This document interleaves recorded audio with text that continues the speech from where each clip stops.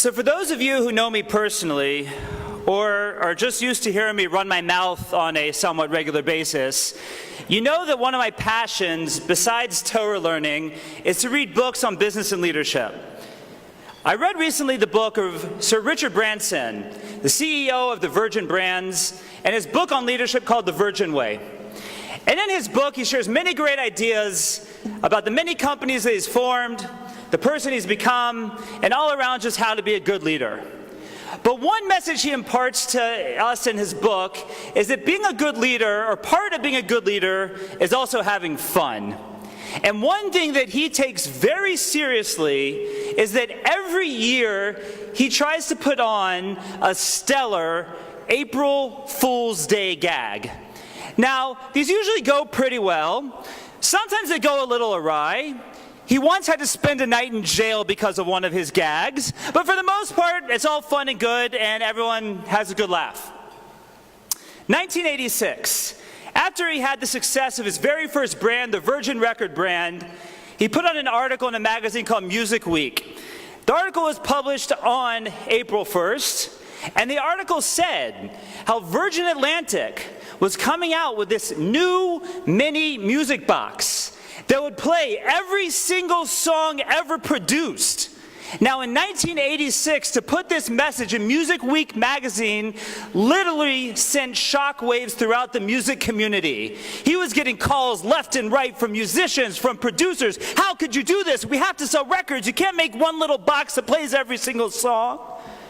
But the way that he always operated is at 12 p.m. he would yell out April Fools, and everyone would realize it was just a joke. But there's one person who saw this joke and didn't take it as just a joke. 6 months later, he was at a party, and somebody by the name of Steve Jobs came up to him and said, "Richard, I really liked that gag this year. That was really funny." 15 years later, we had the iPod. What was it about Steve Jobs? Steve Jobs was a man, for those of you who might have read his book or seen the movie or just followed the story, yes, he might not have a reputation of being of the highest moral character. Yes, they tell the stories about how Apple employees were afraid to get in the elevator with him lest they lose their job before they get out. But one thing is clear, he made a huge dent in the universe. He revolutionized 6 different industries, and he made a huge difference. How did he do that? He did that because he insisted on doing things in an insanely great way. When he heard an idea, when he heard an April Fool's joke, it wasn't just an April Fool's joke, it was an idea of how to change the world, of how to change an industry, of how to do things different. One of my favorite authors is Jim Collins. And his monumental work, starts with a quote, his monumental work, Good to Great, he starts with a quote, that good is the enemy of great. Well, if good is the enemy of great, then insanely great is the superstar over great. And that's what motivated Steve Jobs, making everything insanely great. Whether it was the iPod, whether it was the iPad, whether it was the Mac computer, whether it was Disney Pixar, whatever it was, good wasn't good enough. Great wasn't good enough. It had to be insanely great. And if there's one lesson that everybody sitting in this room can take tonight, it's that lesson of making things insanely great. We live in an awesome community. I would venture to say that Cleveland is one of the greatest Jewish communities on God's green earth. I couldn't resist, Michael. I'm sorry. We just heard from my dear friend David Adler, who just completed a $32 million federation campaign, I believe the largest per capita federation campaign in the country. We have the largest per capita day school attendance in the country. We have so many wonderful things. By all definitions, Cleveland is a great community. But if good is the enemy of great, then great is the enemy of insanely great. Imagine how insanely great Cleveland would be if every single one of the 80,000 Jews in Cleveland spent 1 hour a week studying Torah? Just imagine. Talk to the people in this room who participate. See the impact it's made on their lives. See what it's done for them. And then multiply that by 80,000. Imagine how insanely great Cleveland would be in that situation.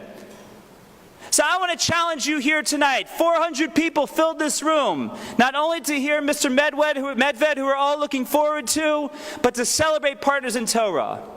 And I want to challenge you that if you're not already involved in Partners in Torah, help us to make Cleveland an insanely great community. I want everyone now to pull out their phones. Yes, this is the one part in the program where I don't mind if you have your phones out. And I want you to send an email to partners@torahcleveland.com. It's on the back of your program if you need it.